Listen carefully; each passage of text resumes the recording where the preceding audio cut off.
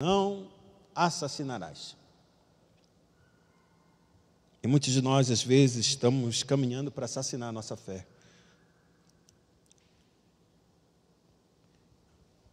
Falei sobre o tema do aborto na semana passada.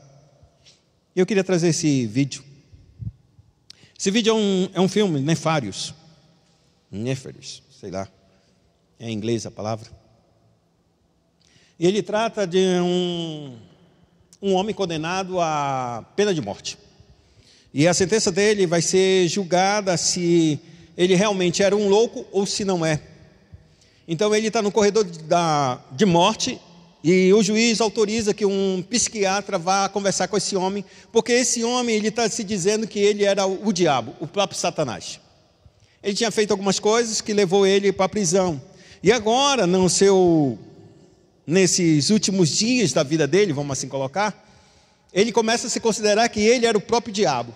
Então o juiz não poderia condenar uma pessoa à morte se ela não está equilibrada mentalmente. Então ele pede para que um psicólogo, ou melhor dizendo, um psiquiatra, vá avaliar este homem para verificar se realmente ele está apenas fingindo. O juiz é muito forte e diz a si mesmo: ele está fingindo, não se iluda com ele está fingindo, ele não é o diabo, ele não é ninguém, ele está querendo escapar da pena de morte. Então o psiquiatra vai até esse homem, e esse é um trecho da história dele. Esse filme vai ser lançado, acho que no final do ano, acho que em dezembro, mas como a internet é poderosa, né? Fica jogando já as coisas por aí. De qualquer forma, então esse homem, ele vai conversar com esse, e aí é um corte dele, e dá para ouvir aí direito? Vamos lá.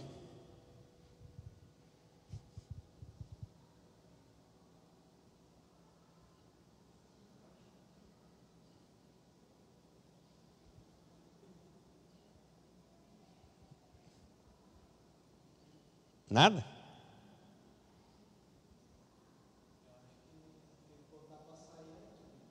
Da onde? Né? Porque está passando pelo... Então tenta achar aí. Coloca só diálogo impactante sobre aborto Nefários.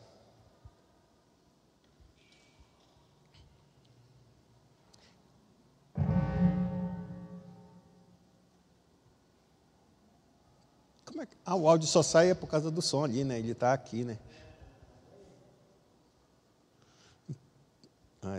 Que coisa, não. Coloca aborto em Nefários, que eu te digo. Coloca aborto e vai aparecer. Esse mesmo. Só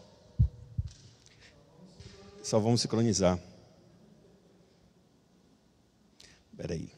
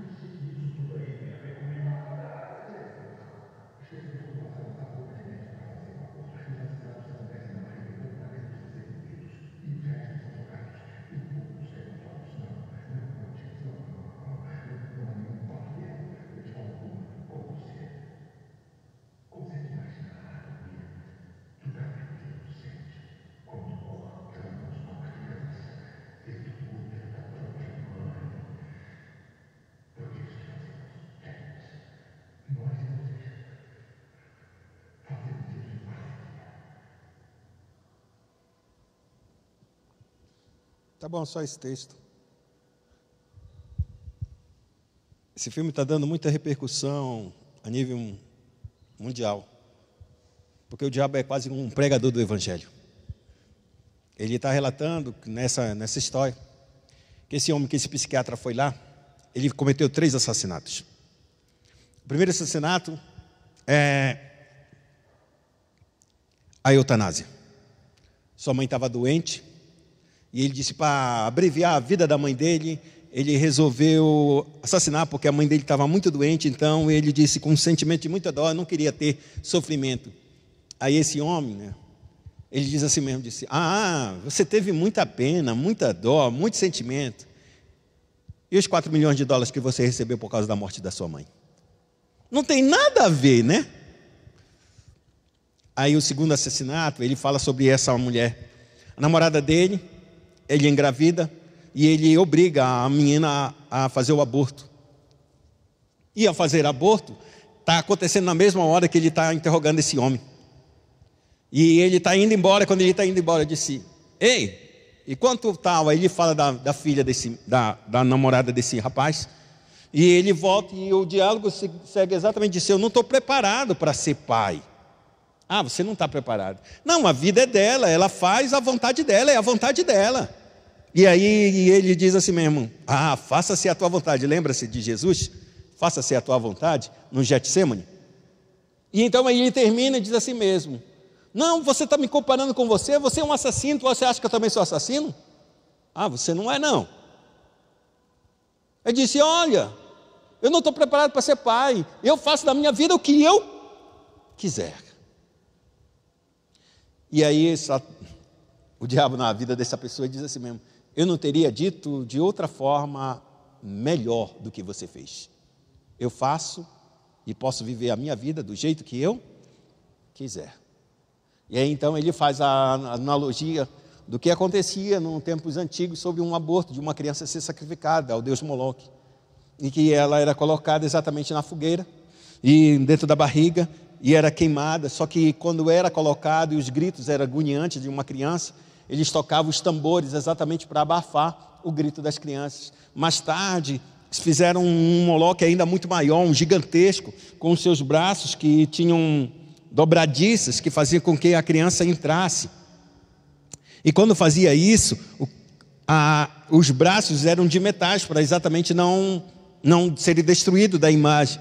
E os braços eram tão quentes que a criança derretia na mão dessa imagem esculpida. E aí ele faz o paralelo exatamente com os assassinatos dos dias de hoje, em que um médico com o seu jaleco, ele enfia a agulha no ventre da mãe e mata a criança lá dentro. A criança não se ouve mais o barulho, mas se você vê qualquer reportagem, tem um documentário enorme a respeito de um aborto, de um médico que ele fez não sei quantos milhares de abortos. Até o dia em que se inventou o ultrassom, ele teve que ver o ventre, o que acontecia dentro do útero da mãe, quando havia um processo de matar a criança. E quando a agulha era procurando a criança se esvaía de um lado para o outro e não deixava que a agulha tocasse. Mas a criança não tem condições de se afastar tanto tempo assim, e então a criança era atingida como se fosse com uma lança e ali matava a criança. Quando ele viu a imagem de que a criança fugia como se fosse um homem fugindo de seu caçador, de seu predador, ele desistiu de fazer o aborto e começou a lutar contra o aborto. Eu só trouxe isso aqui para que a gente entenda que se a gente tem Cristo como Senhor, e se tem Cristo como alguém que a gente ama, qual é o sacrifício que a gente tem de fazer se não obedecê-lo? Porque é realmente um sacrifício obedecer a Cristo, irmão. Não pensa que é fácil não, é um sacrifício. Porque o sacrifício compromete a nossa vontade, compromete o nosso bem-estar, compromete aquilo que a gente quer fazer e não o que Cristo quer. Mas por que eu faria a vontade dele e não a minha? Por que eu faria a minha e não a dele? Só por uma razão, e a razão é única. Quem eu amo mais, se é a mim ou é ele? Se eu me amo mais, eu vou fazer a minha vontade, vou sacrificar a vontade de Cristo. Mas se eu o amo mais, eu sacrifico a minha vontade e lhe obedeço. Do contrário, o evangelho não é nada a não ser um relacionamento verdadeiro. Quantas vezes um pai ou uma mãe se levanta para cuidar de um filho que está doente, que está necessitando, mas a mãe tem que dormir, o pai também tem que dormir, porque logo depois tem que trabalhar. E o que ele vai fazer? Quem fique dormindo. A pai e mãe que bate na criança, coloca um tapa, coloca um esparadrapo, ou uma... Como é que chama aquela? Uma tarja, uma durex, na boca da criança para não ouvir o grito. Tem isso, amados. Por quê? Porque prefere o seu bem-estar, prefere o seu amor, prefere amar a si mesmo desse jeito torto, mas é isso que prefere. Do que levantar de madrugada, passar a noite clara e ter que trabalhar naquele mesmo dia, sem ter que uma piscada sequer de olhos. Por que você faz isso? Porque você ama mais aquela criança do que a você mesmo. Porque ao tu amares aquela criança, você está se amando. Você detestaria perder aquela criança, porque perderia a sua própria vida muitas vezes. E a razão é exatamente essa. Existe um pastor chamado John Piper. É um pastor reformado, só que ele é batista. E ele bate muito na tecla sobre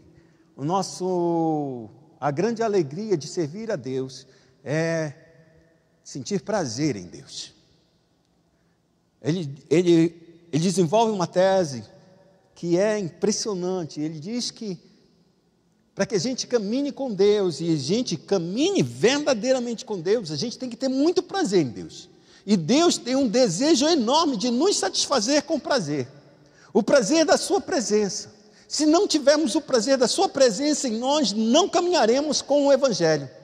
E ele fala isso de uma maneira muito segura, porque o amar que ele declara é exatamente o amar. Deleita-te, pois, no Senhor, e Deus satisfará os desejos do teu coração. Deleita-te, pois, no Senhor, ou seja, tem muito prazer em Deus, mas se a gente não tiver prazer, assim como a gente tem prazer na nossa amada, naqueles que já têm o seu esposo, naqueles que têm a sua esposa, se você não tiver prazer, você não se deleita nessa pessoa, e você não é capaz dessa pessoa satisfazer o desejo do teu coração, porque você só pensa em você mesmo. Agora a gente vai entrar em nosso última parte do catecismo que eu dessa pergunta.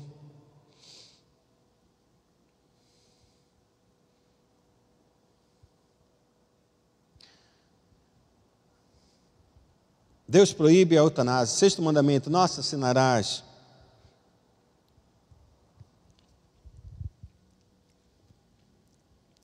Abra a sua Bíblia no livro de Salmos, capítulo 41. Capítulo não, Salmo é numérico. Salmo de número 41. Vamos ler o verso de número 1.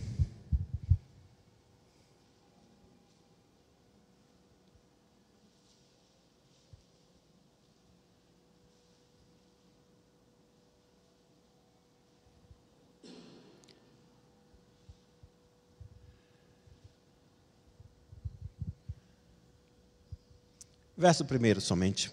Quem achou pode ler.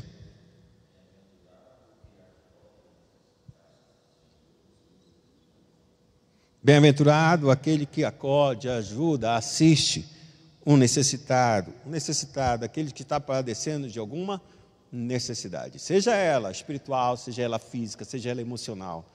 Qualquer necessitado que você é capaz de ajudar, há uma promessa sobre a tua vida, e ele diz: o Senhor o livra no dia do mal.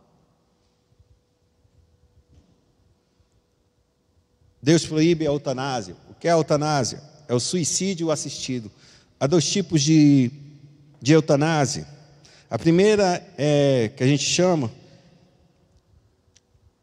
é quando o paciente com uma doença extremamente grave, aqui no Brasil é proibida a eutanásia, e ele diz exatamente isso, que um paciente com extrema doença, e uma doença extremamente difícil, e que ela não somente vai levá-lo à morte, mas vai levá-lo à morte a níveis de sofrimento muito grande. Alguns estados dos Estados Unidos 7 estados, na verdade. Não são todos os estados dos Estados Unidos que é autorizado a eutanásia. Ela é diferente do Brasil. O Brasil precisa de uma regulamentação federal para atuar sobre toda a nação. Nos Estados Unidos, não precisa de uma lei federal para atuar em toda a organização. Cada estado decide exatamente com base na Constituição. Eles são livres para tomar determinados tipos de leis. E essa lei determinada em alguns estados, no caso 7, são determinados para que se possa fazer a eutanásia, ou seja, o suicídio assistido. Quando essa pessoa ou o seu parente, uma vez que essa pessoa já não tem mais condições de tomar as decisões por si própria, ela pode chegar ao médico e dizer a um médico assim mesmo, abrevia o sofrimento dessa pessoa e aplica uma injeção letal. Então é aplicada uma injeção letal naquele paciente, ou o próprio paciente já diz, não quero mais viver com essa doença. Para a minha vida. Em todos os casos, nos 7 estados dos Estados Unidos, esse tipo de conduta, ela só é permitida se for atestado que um médico colocou a expectativa de vida daquela pessoa por 6 meses. Se ela tiver mais de 6 meses de vida, não se pode aplicar a eutanásia. E assim, quase sempre é em todos os outros países, como França, Holanda, Bélgica, e assim vai. O que vai acontecer? Essa é a primeira parte. Quando uma pessoa toma, vamos supor o seu Jorge, está uma idade avançada, graças a Deus está bem de saúde, graças a Deus, a irmã Noemi também está bem de saúde, mas vamos supor que eles não são cristãos, e eles estão com uma doença que está piorando cada vez mais, e está levando eles a dores enormes, a sofrimentos enormes. Quem está do lado deles, vê essas pessoas, vê eles, e se sensibiliza, e diz, meu pai, minha mãe está passando com muita dor, e não tem nada, médico, não tem nada que a gente pode fazer, nada. O médico não dá, é daqui pior, é daqui para pior. E nem medicamento, mesmo os medicamentos que a gente está dando, não tem condições de fazer nada. E aí, se ele estivesse dentro de uma regulamentação, ou eles mesmos, própria vontade, pudessem dizer assim mesmo, abrevia a minha vida, coloca uma injeção e termina meu sofrimento, porque eu já cansei de viver aqui. E aí, se vai. Qual é a outra forma de suicídio? Agora, é um outro tipo de eutanásia, só que não dessa forma. Vamos supor, na mesma situação, eles estão com um problema muito sério de doença. Só que, aí, vamos supor, o coração já não funciona direito. Então vai precisar de uma hemodiálise ou vai precisar de uma máquina que possa circular o sangue desse paciente. A máquina ou a hemodiálise não vai dar vida sobre essa pessoa. Não vai curar essa pessoa. Só vai manter ela viva, como aquela pessoa que perdeu já morreu o cérebro, só que o coração está funcionando. E o coração está funcionando por causa das máquinas. Essa é a outra forma de suicídio, de eutanásia, é fazer exatamente isso. Olha, e essa eutanásia no Brasil ela é praticada. Quando no caso, os parentes e o próprio desejo do paciente, diz exatamente, olha, deixa eu morrer. Tipo assim, teve uma parada cardíaca. Qual é o próximo passo? Fazer uma massagem cardíaca para trazer ressurreição. O paciente diz, não faça isso comigo. Se eu for, deixa eu ir. Não intervém para que eu volte de novo a esse mundo. Não me coloque numa máquina e me sustente ela enquanto eu estou aqui. Não, deixa seguir o curso da minha vida. Todas as duas intenções, a primeira é, claro, um suicídio, porque tu está abreviando a vida. A segunda é deixando que a vida siga o seu curso natural, sem que tu interfira para que ele prossiga a sua vida. Todas as duas há grandes discussões a respeito sobre a vida da igreja. Uma é clara, isso é suicídio, a primeira parte. É praticar um assassinato. Você está abreviando a vida, porque por mais que o médico hoje ele tenha consciência de que, vou dar 6 meses de vida para a Tiara por causa dessa doença. Ainda que ele dê esses 6 meses, muitas vezes não acontece em 6 meses. Às vezes acontece antes, mas às vezes a pessoa está vivendo. 1 ano, 2 anos, 3 anos. Ou seja, ele tem um prognóstico devido à forma como ele tem. Ainda que seja bem forte, todavia, ele não é Deus para tirar a vida da pessoa e decidir exatamente qual é o dia que essa pessoa vai morrer. Então, quando a gente abrevia a vida de uma pessoa, isso é um assassinato. Essa primeira parte é um assassinato. A segunda parte, aí cabe muito sobre questões a respeito. É assassinato ou não? Primeiro, porque se não houvesse nenhum tipo de equipamento, essa pessoa morreria. Então, ele só está lhe privando a ideia exatamente de retirar esses equipamentos. Porque se Deus quiser que ele continue a viver, mas sem isso, ele tem a possibilidade. O testemunho de Jeová talvez não seja um dos melhores casos, mas é uma coisa interessante a respeito de nós pensarmos a respeito deles.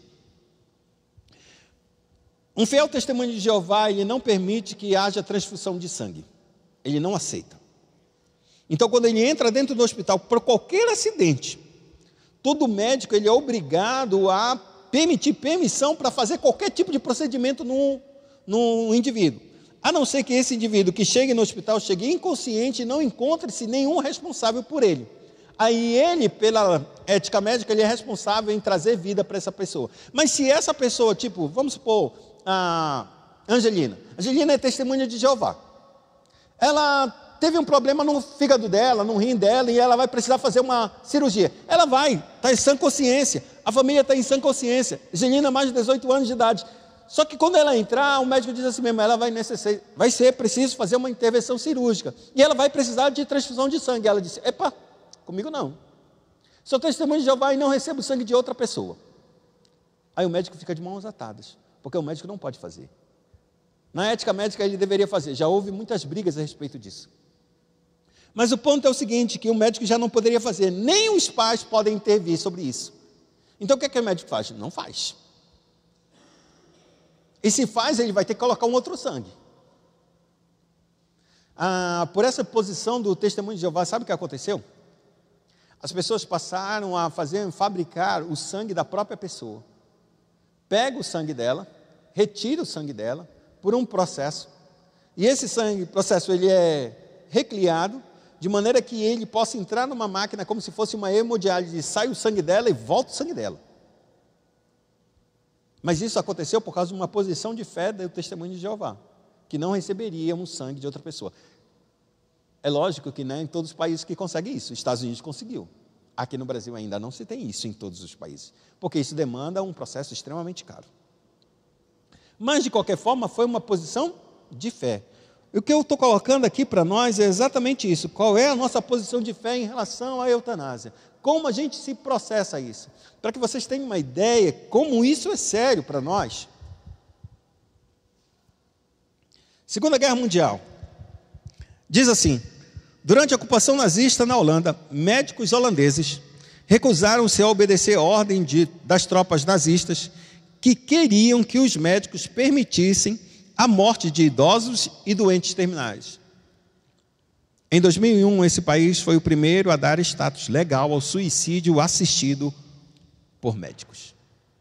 Em 1940, mais ou menos 41, a Alemanha nazista entrou na Holanda. Quando ela entrou na Holanda, ela obrigou que todos os pacientes que estavam nos hospitais e que vinham ser assistidos, é idoso? Mata. É doente terminal? Mata. Isso é o quê? Assassinato. A pergunta é, por que eu vou assassinar um idoso e por que eu vou assassinar um doente terminal? Qual é o motivo para isso? Me digam. Vou ficar livre. Não vou ter mais custos. Acabou. Eu não quero um necessitado no meu país. Hitler, ele pega a teoria da evolução e leva ao extremo a teoria da evolução. Professor meu, eu não sou homem da filosofia, então eu não sei algumas coisas. Mas como meu pastor, que faleceu, ele trabalhava sobre a filosofia. E ele dizia uma coisa interessante. Para que você saiba que a sua teoria é verdadeira, você leve a sua teoria ao extremo. Se você levar ela ao extremo, a coisa mais difícil que poderia fazer, leva ela até o extremo. Se lá no extremo, essa teoria se valer, ou seja, prevalecer no sentido assim, poxa, funciona, então a tua teoria é verdadeira. Se você levar ela ao extremo e ela não entrar, não for compatível, ela é uma teoria falsa. Não importa que ela é aplicável a casos pequenos, não, a gente tem que levar que a teoria é verdadeira, e ela é perfeita, e ela é boa, quando a gente leva ao extremo. O que pegou a teoria da evolução? Hitler pensava o seguinte: se a teoria da evolução, só os mais fortes, os mais habilitados, aqueles mais capazes, foram evoluindo e podem chegar a uma raça perfeita, o que eu vou fazer? Eu vou pegar uma raça, que ele considerava a raça ariana, a raça branca, e vou fazer dessa raça a perfeita, a raça superior de todos. E como é que eu vou fazer isso? Eu vou trabalhar com a genética. Se eu mudar, aí a genética não está muito desenvolvida em 1940. Então só existe uma coisa: eu vou trazer e vou traçar traços biológicos que já estão característicos diante de nós. E tem alguma doença na tua família? Algum doente mental? Alguma isso, alguma coisa? Tem, Júlia? Prepara, a Júlia vai ter que ser eliminada da nossa terra. Porque eu já prevejo o quê? Que o futuro filho dela pode vir um filho doente mental. E antes que ele venha, não permito que ela engravide. Vou fazer o quê? Não vou matar ela. Eu vou só cortar ela para que ela não faça mais, não reproduza um gene defeituoso nessa face da terra. Então, com isso, eu começo a separar e fazer uma seleção natural para que tenha uma raça o quê? Evoluída na terra. Quando as Olimpíadas de 1936 veio, em 1939, iniciaria a Segunda Guerra Mundial. Em 1936, Hitler ele fez um experimento para exatamente mostrar a superioridade da raça humana e usou os Jogos Olímpicos para declarar como os brancos são tão superiores a qualquer raça, principalmente aos negros. O que acontece? Os negros começam a vencer as provas e eles levantam o pulso estendido, como uma força de protesto. Eles até acabam sendo retirados as medalhas e só depois de muitos anos que devolveram essas medalhas a esses homens. Mas Hitler estava na plateia, estava no palco, querendo celebrar a vitória dos brancos. Só que estava acontecendo era que os negros estavam ganhando. Eu estou falando isso porque quando o exército nazista entrou, ele olhou para os holandeses e ele disse: os holandeses são brancos, mas há genes ruins, há genes fracos. E se são fracos, eu vou levar a minha teoria, eles nada mais justo do que morrerem, porque não são só os fortes que sobrevivem, vamos matar os fracos. Meu pastor ele dizia assim mesmo, disse: se a teoria da evolução é tão verdadeira e as pessoas batem que só os mais fortes, então é justo os homens oprimirem as mulheres. É justo ou não é? Não, Júlia? É sim, Júlia. Se a teoria da evolução diz que os mais fortes sobrevivem aos mais fracos, é justo que os homens oprimam as mulheres. É ou não é? Não é, Júlia? É, Júlia. É, irmã. Porque essa é a teoria. A gente não crê nessa teoria. Quem vive tem que pensar assim, não pode escapar disso. É justo que os brancos exerçam poder sobre os negros, porque ainda que os brancos tenham o quê? Tem mais dinheiro, tem mais poder, então eles têm que nos subjugar. Porque é isso que diz a teoria. Leva ela ao extremo e ela não se sustenta. Agora leva a teoria de Deus ao extremo. Homem é imagem e semelhança. Pode porventura, homem, macho e fêmea, pode porventura um homem dominar sobre outro? A teoria se sustenta, irmão. A lei é verdadeira. Mas qualquer outra teoria que a gente leva ao extremo, todo mundo vai, não pode. Pode sim, não é isso que diz a teoria. Não, mas a teoria... Não, leva ela ao extremo. Porque são só os mais fortes que são capazes. E os mais fortes dominam sobre os fracos.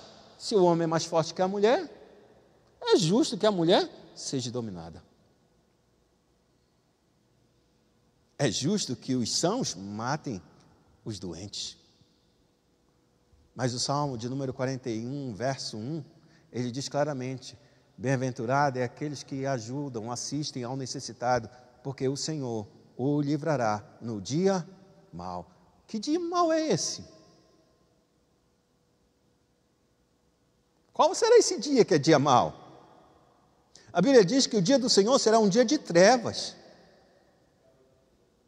Não será um dia de alegria, será um dia de trevas, de escuridão, porque será um dia de juízo, irmão. Esse será o grande dia mau. Mas mau para quem? Para mim, para você que vive sob o caminho do Senhor, vive sob a ordem de Deus? Não é, irmão, será um dia de alegria para mim, mas esse grupo será bem pequeno, porque o mundo todo chorará e lamentará nesse grande dia.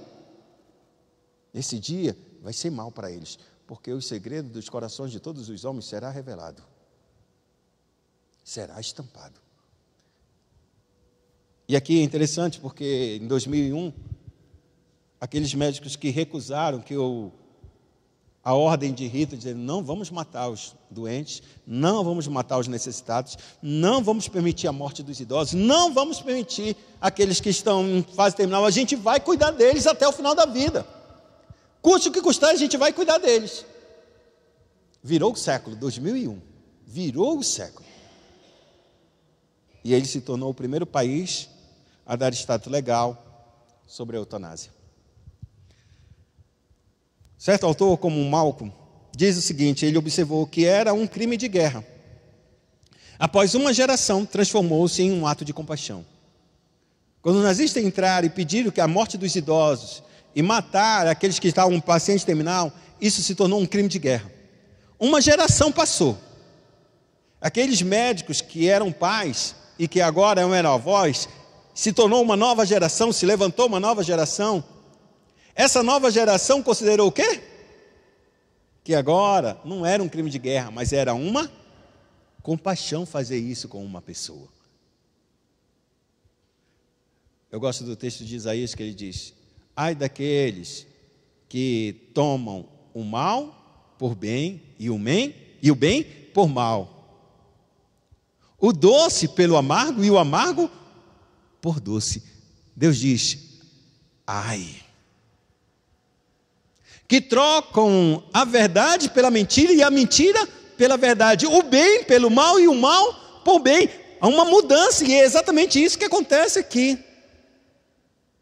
Antes era um crime e agora é um ato de compaixão.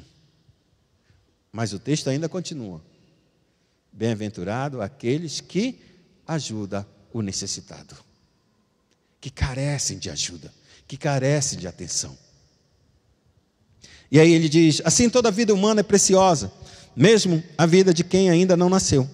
Crianças com necessidades especiais são preciosas. Os pais já idosos são preciosos, mesmo que por causa da demência não tenham mais memória. Ainda assim, eles foram feitos à imagem e semelhança de Deus. Portanto, devem ser guardados, devem ser protegidos e permitir somente que o Senhor, no seu tempo, tire as suas vidas, ou tome as suas vidas. A pergunta de número 106 do Catecismo de Heidelberg, ele diz: este mandamento trata só de matar? Não. Proibindo o homicídio, Deus nos ensina que Ele detesta a raiz do homicídio, a saber, a inveja, o ódio, a ira e o desejo de vingança. Ele considera tudo isto homicídio. Abra sua Bíblia, 1 João, capítulo de número 3, verso de número 15.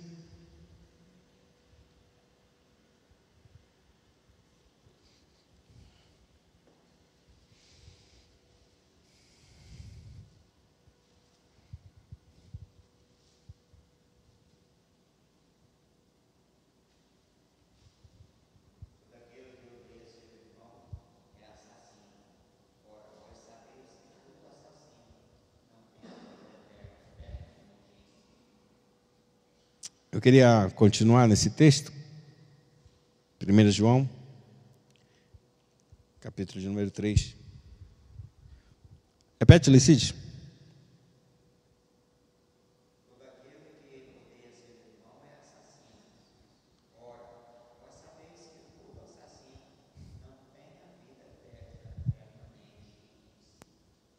Agora, da onde João, o apóstolo, chamado apóstolo do amor, ele tira essa inspiração e como é que ele chega nesse ponto culminante da sua teoria? Verso de número 11, vamos ler.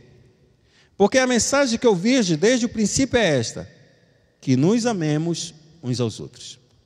Ele diz que a mensagem que a igreja tem ouvido desde o início, e agora ele já por volta de mais de 100 anos, ele diz, essa é a mensagem que vocês têm ouvido desde o princípio, é que a gente deve amar uns aos outros. Aí ele diz, não segundo Caim.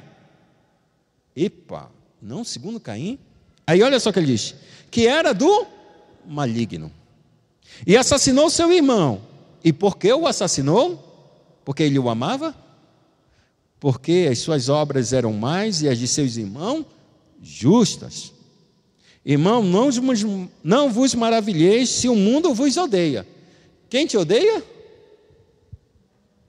Quem te odeia? O mundo. O mundo o quê? Te odeia.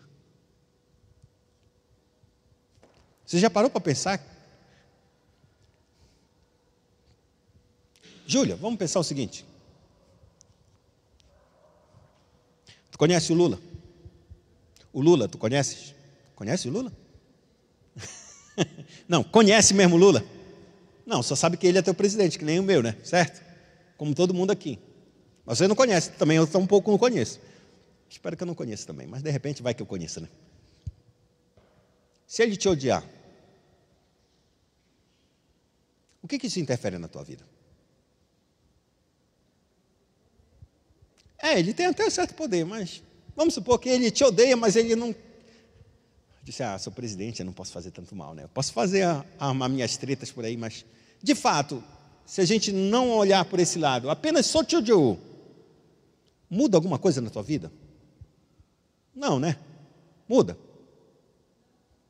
Porque não tem parte contigo, correto? Esse é o primeiro ponto. O que é muito distante de nós, o amor dele faz alguma diferença por ti? Não dá para fazer nada. Dá para fazer alguma coisa? Lógico que ele tem dinheiro, dá para fazer muitas coisas, né? Mas considerando da mesma maneira, eu estou distante, não tem nada para fazer com ela. Mas agora, se o Douglas te odiar, mas ele nunca levantar a mão contra a tua vida, ele nunca fizer coisa alguma de mal contigo, mas ele, só os olhos deles de ódio vier sobre a tua vida, muda a história do teu dia? Muda a história da tua semana? Muda os tempos que ele estiver deitado na tua cama e ele só olhar para ti? Muda, não muda? Por que eu estou dizendo isso? Porque a Bíblia diz que o mundo nos odeia. Eu não posso ter o Lula perto de mim, mas a Bíblia me diz que ele me odeia. Mas eu tenho outras pessoas ao redor de mim que também me odeiam. E quem é que me odeia? Quem é do mundo? Mas o mundo ele está me dando um presente. Ele me chama para ir para a festa dele. Se ele te chama e te dá um presente para ir para a festa dele, a pergunta que eu faço é, ele te ama? E por que ele não me ama? Porque ele não ama Cristo, e se ele não ama Cristo, ele não ama os seus princípios, os seus mandamentos. Então, quando uma pessoa, ele que me ama, e me chama para uma festa onde vai ter sexo, drogas, e como se diz, rock and roll, onde está o amor dele para com a minha vida? Tem um texto que diz assim mesmo, tem um debate entre, num podcast de um cara muito bom, assim, bom que eu falo, renomado, e aí chamaram o Pablo Marçal para debater com ele, né? E ele foi. Esse cara é bem inteligente, esse Pablo Marçal. Talvez a vertente dele não seja das melhores da vida, mas tudo bem, algumas coisas são bem... A sacada dele é muito. E esse cara, ele que era o entrevistador, disse assim mesmo, entrou na ideia da maconha. E o que você acha da legalização da maconha, cara? Disse, e o que tu acha? Aí disse, para mim está tudo bem. Tu já usaste maconha? Aí o cara disse, sim, já usei. E tu parou por quê? Eu disse, eu parei porque não servia mais. Não, mas por quê? Já estava me prejudicando. Então, aquilo que tu prejudica, tu está dando para os outros. Não, mas não é isso não. Cada um tem o direito de fazer o que quer. Tem cada um verdadeiramente. Mas por que tu está dizendo? Porque no texto está dizendo que não deveria fazer, porque a sociedade está fazendo assim. Não, mas cada um. Não, disse, então vamos fazer o seguinte. Pega uma nave, vai para Marte, estabelece um país lá, estabelece a tua lei, cada um faz o que quer. Você acha que deve fazer assim? Então faça assim. Porque se você sair daqui e ir para os Estados Unidos, você obedece à lei dos Estados Unidos. Se você sair daqui e for para outro país, você vai estabelecer na lei. Porque nós, como sociedade, nós nos organizamos através de leis. E ninguém tem o direito de fazer o que acha o que quer, porque isso é uma mentira. A gente faz o que o Estado deseja. Porque nós fechamos uma sociedade debaixo de leis. Não basicamente para uma lei específica para um indivíduo, mas para a maioria das pessoas decidem qual é a lei. No Brasil não foi decidido lei de eutanásia. Não foi decidido suicídio. É crime. Mas na Europa, nos Estados Unidos, já decidiram. E agora, tem até crianças que podem decidir a revelia de seus pais. Com 12 anos, uma criança pode decidir, eu quero tirar a minha vida. E o pai não pode dizer nada, e ninguém pode dizer nada. O Estado vai dizer, você tem todo o direito de tirar a sua vida. Venha.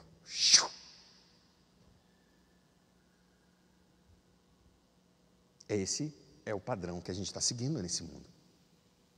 E não tem ninguém que pode dizer, não muda. Muda. Porque a gente aceitou a dar a vida para o Estado. E o Estado está regulando nós. E o Estado vai usar isso. E ele usa contra as nossas vidas. Por isso que quando Deus diz, no caso de João, a mensagem dessa que nós ouvimos desde o princípio é que vocês amem uns aos outros. Não como Caim. E por que Caim mata seu irmão? Porque suas obras eram más. E por que suas obras eram más? Por causa do quê? Desculpa com a propaganda. Por quê? Porque ele tinha inveja do seu irmão.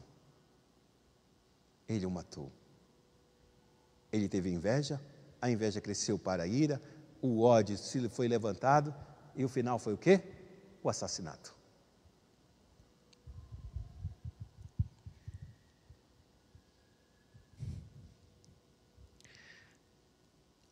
Não é suficiente matar o nosso próximo, mas é suficiente não matar o nosso próximo? Na pergunta de número 107, ele diz, não, porque Deus, condenando a inveja, o ódio e a ira, manda que amemos nosso próximo como a nós mesmos.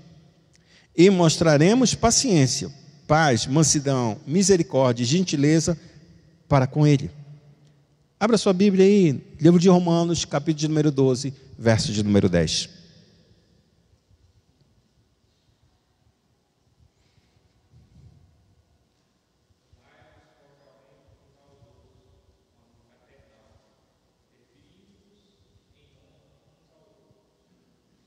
Verso 18 agora.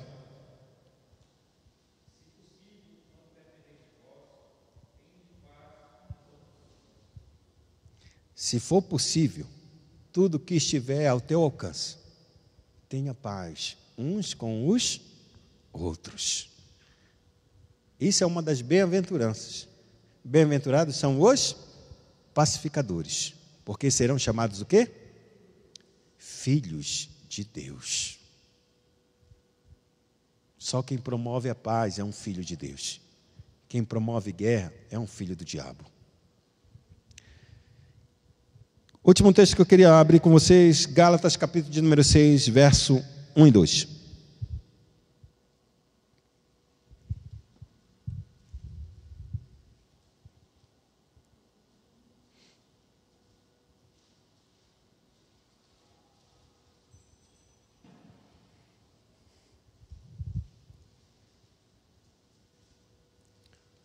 Gálatas, capítulo número 6, verso 1 e 2, diz assim: Irmãos, se alguém for surpreendido em alguma falta, pecado.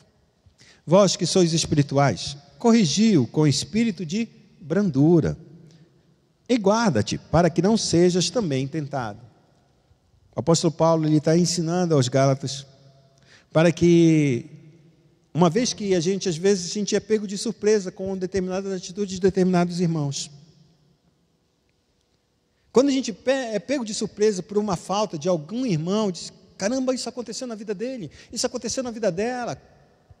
Aí a gente tem a tendência lógica, e ele diz assim, vocês que são espirituais, vão até essa pessoa e tenta corrigir com um espírito de brandura, ou seja, quando você for à vida de alguém para corrigir, para disciplinar, para chamar a atenção, para voltar e trazer o arrependimento, entre com o teu coração com um espírito de brandura, ou seja, um espírito manso, um espírito quebrantado. E guarda-te para que não sejas também tentado. Por quê? Porque é bem provável que quando a gente entra em contato com uma pessoa que está errada, quando a gente começar a falar com essa pessoa, e se a gente não está com esse espírito de brandura, com esse espírito de mansidão, é bem provável que essa pessoa que está errada, ela está ferida. E se ela está ferida, ela não está mais caminhando no amor, mas está caminhando em trevas, porque João diz claramente, aquele que caminha em trevas não sabe para onde vai, porque as trevas o cegaram. Aquele que ama, anda na luz. E quando a gente ama e anda na luz, amados, a gente é capaz exatamente de ouvir uma repreensão e voltar atrás, e fazer novas veredas. Mas ele diz, se você vai repreender essa pessoa, tenha cuidado com o teu coração, porque na hora que você falar, essa pessoa pode trazer uma palavra muito ríspida ao teu coração. E se o teu coração não está brando, se teu coração não está quebrantado, se teu coração não é manso, você vai se irar com essa pessoa. E quando você irá, Deus terá 2 filhos caídos diante dele. Então ele diz, verso de número 2, levai as cargas uns dos outros, e assim cumprireis a lei de Cristo. Levai as cargas uns dos outros, e assim cumprireis a lei de Cristo. A carga nada mais é do que um peso que a gente tem que suportar sobre a vida do irmão. E suportar é exatamente servir de suporte para que ele aguente a dor e o sofrimento por qual ele está passando. E faça com que no tempo de Deus e na forma como Deus possa trazer de novo restauração para essa vida.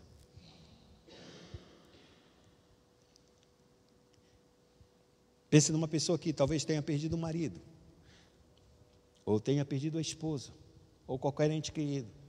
Ele está numa situação extremamente vulnerável, ou recebeu um diagnóstico ruim, muito perverso, como se fosse para ceifar já a vida dele, um câncer devastador, ou qualquer outro tipo de doença, ou qualquer tipo de notícia que chegou com ele e abateu profundamente a sua alma. Então ele está triste, ele está abatido, e talvez ele se revolte contra Deus, disse, eu não quero isso, porque isso aconteceu com os meus pais, porque isso aconteceu com a minha mãe, porque isso aconteceu comigo, porque isso e aquilo outro. Então a pessoa começa a se questionar a respeito desses atos que são da vida, irmão. E aí quando mais ela questiona, o coração dela fica mais sobrecarregado, e é uma carga muito grande emocional para lidar com ela, consigo mesma. Então o que ela faz? Ela começa a não aguentar, e ela começa a disparar coisas ruins contra Deus. Começa a considerar Deus como culpado de todas as coisas, porque Ele tem a possibilidade de não permitir isso na nossa vida, e permite. Então ela doente, ferida, a igreja começa a ouvir a respeito das histórias ruins que essa pessoa está tomando, as decisões que ela está falando, as coisas que ela está dizendo. Então a igreja vai até essa pessoa para tentar trazê-la suporte, mas ela está muito fechada em si mesma, a igreja está muito doída, está muito endurecida, a ponto de não entender que verdadeiramente a dor e o sofrimento de uma pessoa é muito grande. Como é que a gente vê isso? Na história do Jó e os seus 3 amigos. A Bíblia declara que quando Jó sofreu todo aquele baque, toda a desgraça que aconteceu sobre a vida dele, não somente dele perder os seus filhos, 10 filhos num só dia, toda a sua riqueza num só dia, ele ficou somente com a roupa do corpo.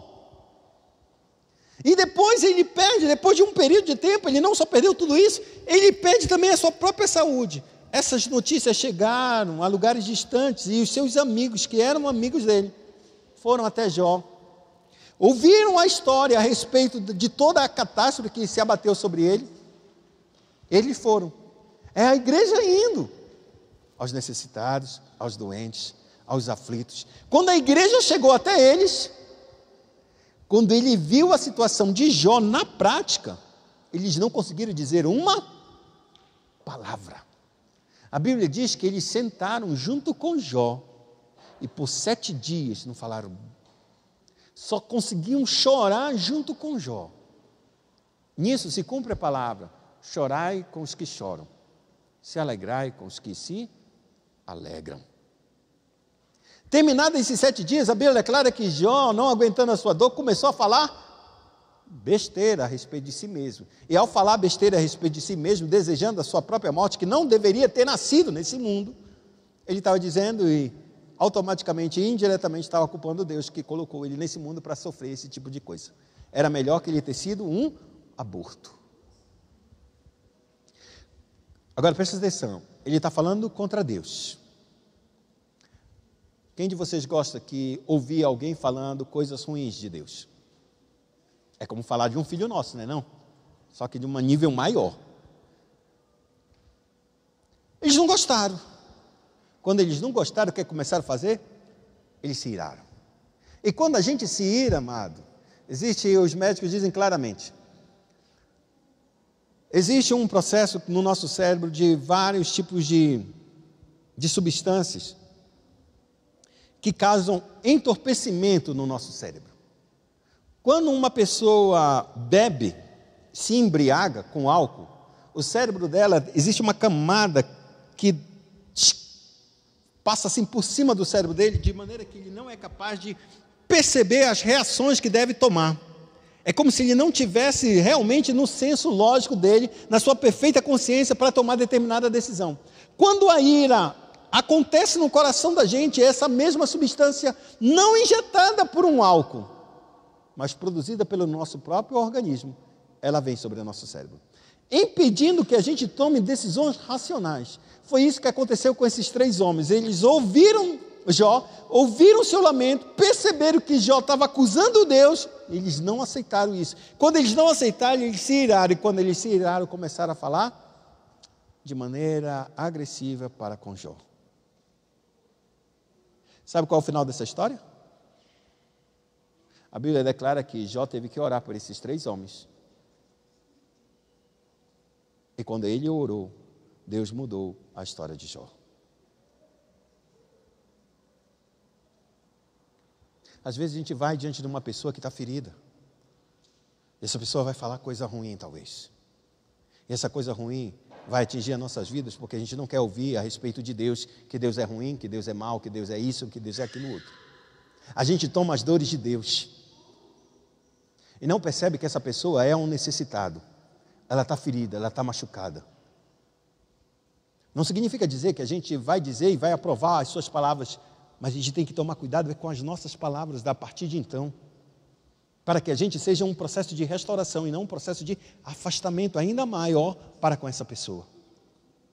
Porque às vezes, se esses homens continuassem calados, os 7 dias, eles não precisariam ser repreendidos pelo Senhor e dizer, vai até Jó e peça para eles orarem, porque vocês falaram mal a respeito de mim, diferente do que falou Jó. Então a gente tem que tomar cuidado, e é isso que o apóstolo Paulo ele diz aqui no final do texto, levai as cargas uns dos outros, e assim cumprireis a lei de Cristo. Esse é o nosso tema. Nosso tema não é para ir e apontar erros e falhas das pessoas. Nós queremos elevar as cargas para que essa pessoa restaurada possa caminhar novamente no amor de Deus. Incline sua cabeça, oremos ao Senhor.